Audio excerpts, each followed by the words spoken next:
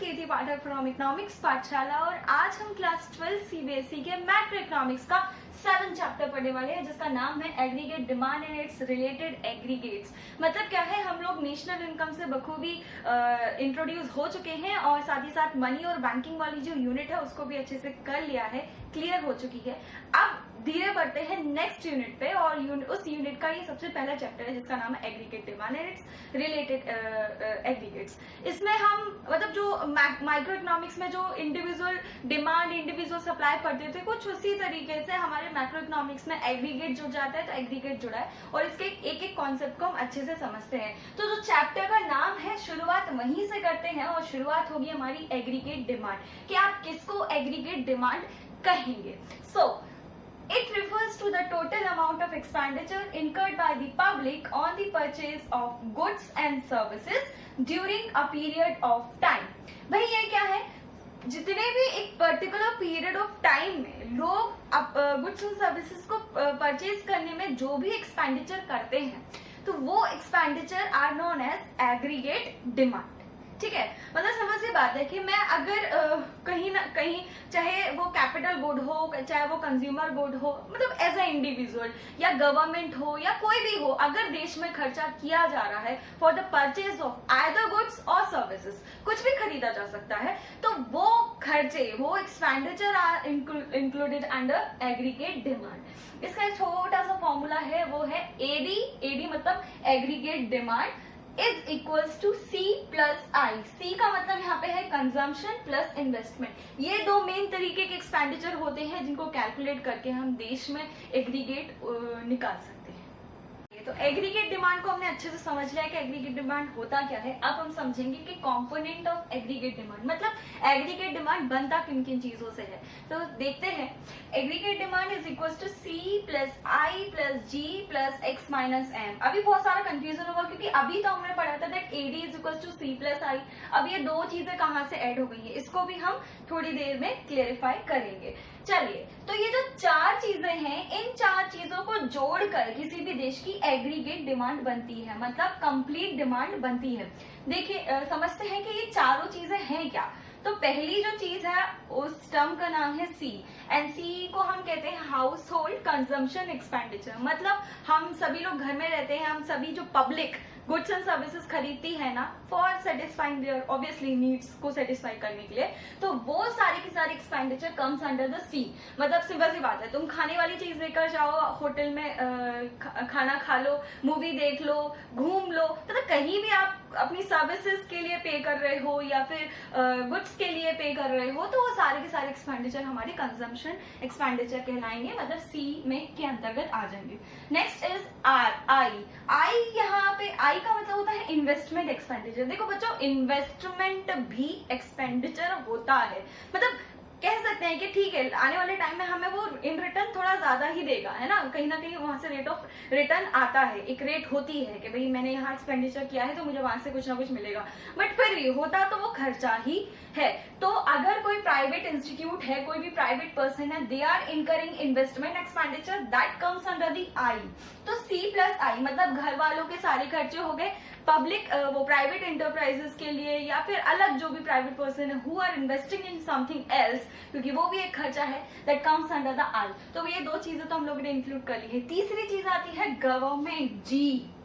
देखो, हम लोग खर्च करते हैं, प्राइवेट इंस्टीट्यूट्स खर्च करते हैं, तो गवर्नमेंट भी खर्च करती है। और गवर्नमेंट खर्च क्यों करती है? Just to satisfy the public needs. You might have seen कि जगह जगह पे थोड़ी दूर जाओ, मतलब गांव में भी आजकल हॉस्पिटल्स खुल गए हैं, ठीक है, पीएचसीज खुल गए हैं और स्कूल्स खुल गए हैं। सरकारी स्कूल तो हर जगह है, मतलब जो जब से राइट टू एजुकेशन आया है आर्टिकल 21A के तहत, तब से मोस्टली सारे ही सरकारी स्कूल मतलब हर जगह खुल गए हैं। तो government why does they incur the expenditure? Just to meet the public needs. तो what the expenditure government meet, that comes under the G and it is included in the aggregate demand. क्योंकि जो government है ना, वो देश के बाहर जाके तो डिमांड नहीं कर रही है, वो डिमांड कहाँ क्रिएट कर रही है? देश के अंदर। इसीलिए वो एक्सपेंडिचर भी हम अपने एग्रीगेट डिमांड में इंक्लूड करते हैं।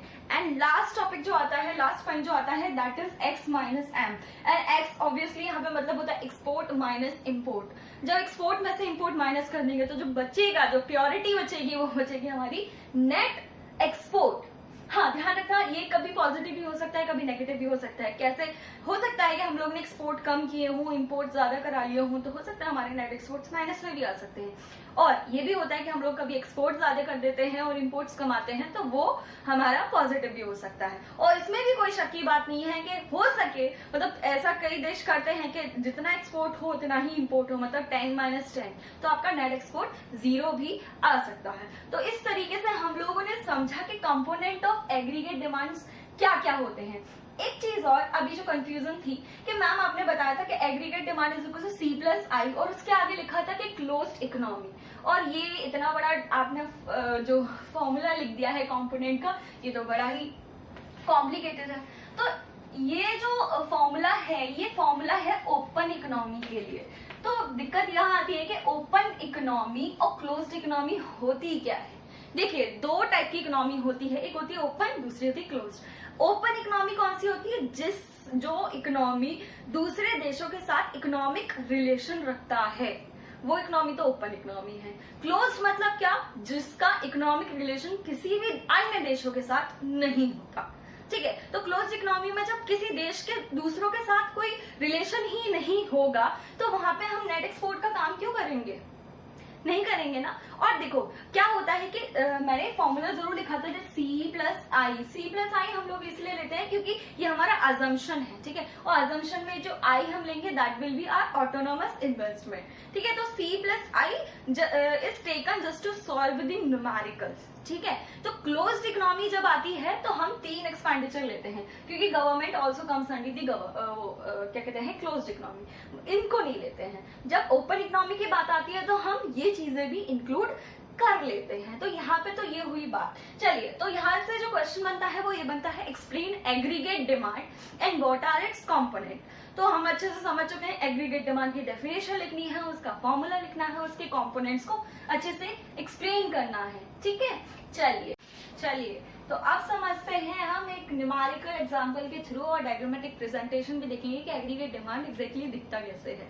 ठीक है, चलिए हम लोग मैक्रो इकोनॉमिक्स में, अगर तुम लोग को ध्यान हो तो मैक्रो इकोनॉमिक्स में जो डिमांड कब होता था, that always used to be sloping downward, क्योंकि हम लोग रिलेशनशिप किसके बीच में दिखाते थे? ऑलवेज प्राइस और डिमांड के बीच में। अगर प्राइस बढ़ती थी तो डिमांड घटती थी, प्राइस कम होती थी तो डिमांड बढ़ती थी। ठीक है, बट यहाँ पे जो हम रिलेशन दिखाएंगे एग्रीगेट डिमांड का, वो दिखाएंगे हम इनकम के बेसिस पे। ठीक है, चलिए तो यहाँ पे एक एग्जांपल दिया है वेयर जहाँ पे इनकम है 0, 50, 100, 200, 300, 400 and 500, and here it is C, and C का मतलब होता है हमारा consumption, and here it is I। जी हाँ, एक चीज आप बता दूं कि जो इनकम है हम उसको मैक्रो इकोनॉमिक्स में Y से डिनोट करते हैं। I से क्यों नहीं डिनोट करते? बिकॉज इन्वेस्टमेंट ऑलरेडी हमारा जो I अल्फाबेट है वो ले चुका है। ठीक है, तो कंजम्पशन है, इन्वेस्टमेंट है, और हमें एग्रीगेट डिमांड फाइंड आउट करना है। अभी रिसेंटली सीखा है कि एग्रीगेट डिमांड कैसे निकालते हैं। तो एग्रीगेट डिमांड निकालते हैं हमारे कंजम्पशन और इन्वेस्टमेंट। चलिए, पहले तो मैं आपको बता दूं कि इनकम और कंजम्पशन के बीच में कैसा रिलेशन है। देखिए, जैसे जैसे इनकम बढ़ती है वैसे ही कंजम्पशन लेवल भी बढ़ता है। 15,000 की जब सैलरी होती है तो अलग लेवल का कंजम्पशन होता है, 50,000 की सैलरी होती है अलग लेवल का कंजम्पशन होता है, 1.5 लाख की सैलरी होती है अलग लेवल का कंजम्पशन होता है। मतलब इनकम लेवल में चेंजेस आए तो हमारे कंजम्पशन लेवल में भी चेंजेस आते हैं। और सबसे बड़ी बात यह है कि अगर इनकम बढ़ती है तो कंजम्पशन भी बढ़ता ही है। तो यहाँ पे देख आराम से समझ सकते हैं कि अगर इनकम 0 थी तो हमारा कंजम्पशन 50 था। यहाँ पे बहुत मतलब इंटरेस्टिंग सी चीज आती है कि भाई हम कमा कुछ नहीं रहे हैं लेकिन फिर भी कंजम्पशन हो रहा है। तो ये तो भाई हम सभी लोग अपने घर में बैठे बैठे कर रहे हैं, है ना। पापा कमा रहे हैं, हम लोग घर में बैठे हैं, फिर भी खा तो रहे हैं, कंजम्पशन तो हो ही रहा है, बेशक कुछ नहीं कमा रहे। तो ऐसे कंजम्पशन को क्या कहते हैं ये हम आगे बताएंगे, बट अभी के लिए इतना समझ लीजिए कि 0 लेवल ऑफ इनकम पर भी कंजम्पशन होता ही होता है। तो 50 हुआ इनकम बढ़ी तो कंजम्पशन लेवल भी बढ़ा, 50 से 100 हुआ तो कंजम्पशन 75 से 100 हो गया। तो दिखने में समझ में आ रहा है कि जैसे जैसे इनकम बढ़ रही है वैसे वैसे हमारा कंजम्पशन लेवल भी बढ़ रहा है। बात करते हैं इन्वेस्टमेंट की। तो इन्वेस्टमेंट भाई साहब हमारे यहाँ पे ऑटोनोमस रहेंगे, क्योंकि ये हमारा अजम्पशन है कि जो इन्वेस्टमेंट लेने हैं that should be autonomous. Autonomous investment का मतलब ये है वो इन्वेस्टमेंट जो कि चेंज इनकम लेवल में चेंज होने से चेंज नहीं होंगे, they will be the constant. तो 100 हर जगह हम लोगों ने ले रखा है। Now calculate aggregate demand. 50 में 100 प्लस करेंगे, it will B 150, it will B 175, this will be 200, this will be 250, here it will be 300 and 350 obviously, and here it is 400। तो जैसे जैसे इनकम बढ़ रही है वैसे वैसे एग्रीगेट डिमांड भी बढ़ रहा है। So we can conclude here is what कि there is a direct relationship between aggregate demand and income. मतलब इनकम बढ़ेगी डिमांड भी बढ़ेगी, इनकम कम होगी डिमांड भी कम होगी। इसीलिए यहाँ पे जो एग्रीगेट डिमांड का जो कर्व है it is showing the upward sloping. भैया ये ऊपर की तरफ बढ़ रहा है। So it always start from above the origin. क्यों? क्योंकि भाई जीरो लेवल ऑफ इनकम पर भी हमारा कुछ ना कुछ कंजम्पशन तो डेफिनेटली था ही। So it start from above the origin, और उसने शुरुआत यहाँ से की है। और जैसे जैसे इनकम की लेवल बढ़ी है, इनकम सोर्सेस 0 से 100 हुआ है, 200 हुआ है, 300 हुआ है, वैसे वैसे हमारी एग्रीगेट डिमांड भी इंक्रीज करी है। यहाँ पे ये जो चीज है मतलब इस लेवल पर जो हमारी एग्रीगेट डिमांड वो ये है, एडी जो इनकम लेवल है वो ये है। अगर कहीं ना कहीं कोई डिमांड एग्रीगेट डिमांड यहाँ पे शो करी है इक्विलिब्रियम वाली, मतलब ये है कि इस लेवल पे जो इनकम है वो कम हुई तो एग्रीगेट डिमांड भी कम हुई। इस लेवल से अगर इनकम बढ़ गई तो हमारी एग्रीगेट डिमांड भी बढ़ गई। तो कहने का मतलब ये है कि there is a direct relationship between aggregate demand and income.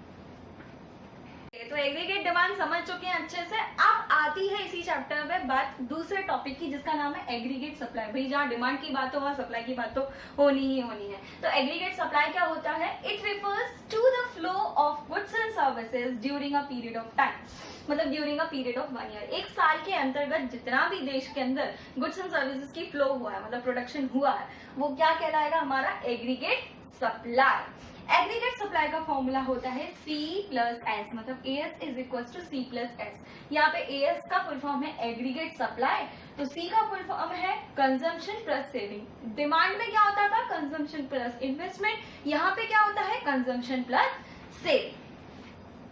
तो समझते हैं, यहाँ पे हम लोगों ने ले रखा है इनकम मतलब Y and consumption and saving, और यहाँ से हम लोग को निकालना है एग्रीगेट सप्लाई। एग्रीगेट सप्लाई निकलता है C प्लस एस करके।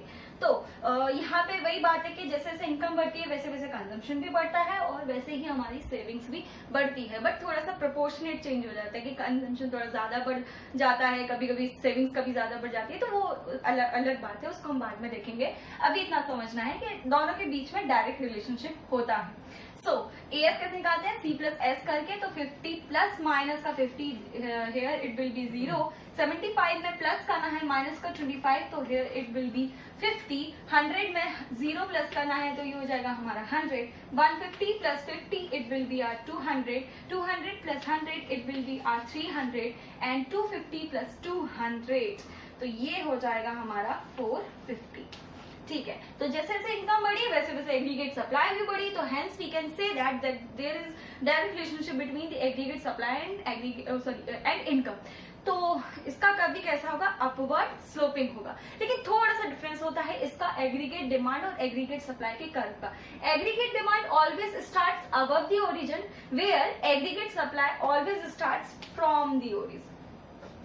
ठीक है, ये हमेशा ओरिजिन से स्टार्ट होगा, क्योंकि सप्लाई तो तब होगी ना जब कुछ इनकम होगी।